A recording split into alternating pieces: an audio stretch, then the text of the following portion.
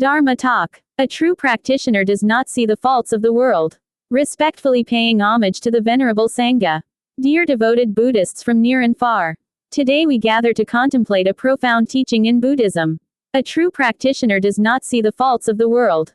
This saying reflects the spirit of the teachings of Gautama Buddha, the great teacher who revealed the path to awakening more than 2,600 years ago.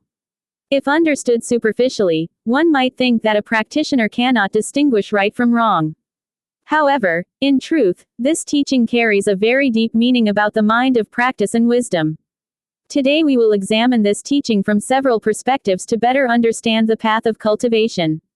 1. Why do people often see the faults of others? In daily life, we can easily notice a common tendency. When others make mistakes, right pointing arrow, we notice immediately. When others speak incorrectly, right pointing arrow, we criticize quickly. When others have shortcomings, right pointing arrow, we discuss them right away. Yet when we ourselves make mistakes, we rarely see them. In the Dhammapada, the Buddha taught, the faults of others are easily seen. One's own faults are hard to see. People winnow the faults of others like chaff, but conceal their own like a cheating gambler. This is the habitual tendency of ordinary beings. Because within our minds there still remain ego attachment, pride, the desire to compete. Therefore the mind constantly wants to prove, I am right, and others are wrong. From this arise conflicts, criticism, and suffering. 2. Who is a true practitioner? The word, true, in this teaching is extremely important.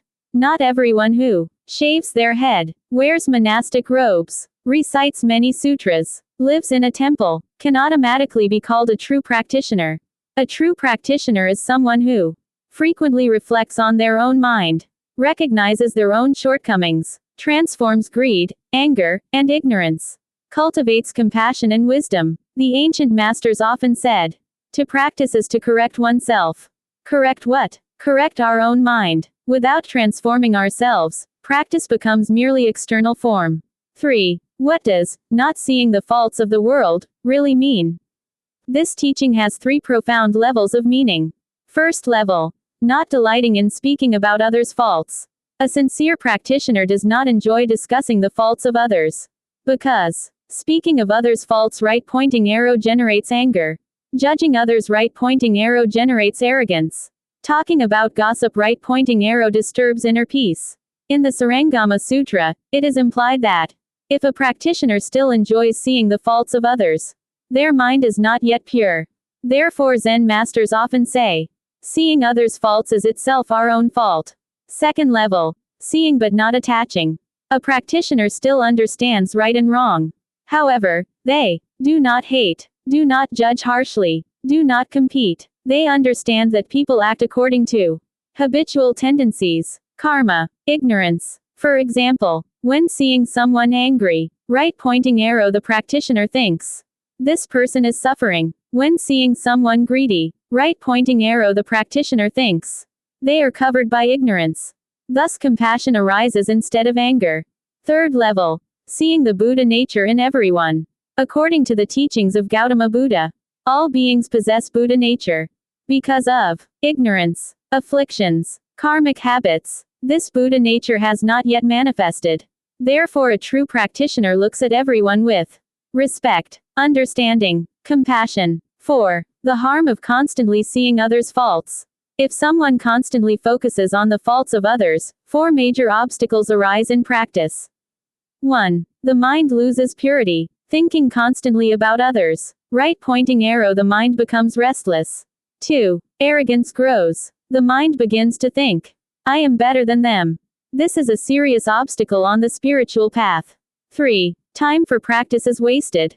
Instead of correcting ourselves, we try to correct others. This means practicing in the wrong direction.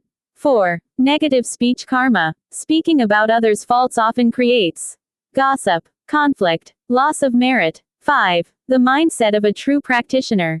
A sincere practitioner develops 4 noble perspectives. 1. Seeing one's own faults clearly. They often reflect, I still have many defilements.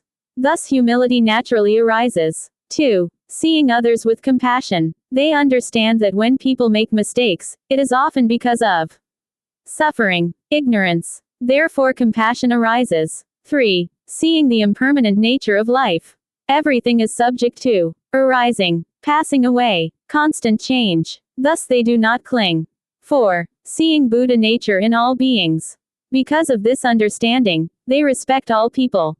6. A Zen story. A disciple once asked a Zen master, "Master, why do you never speak about anyone's faults?"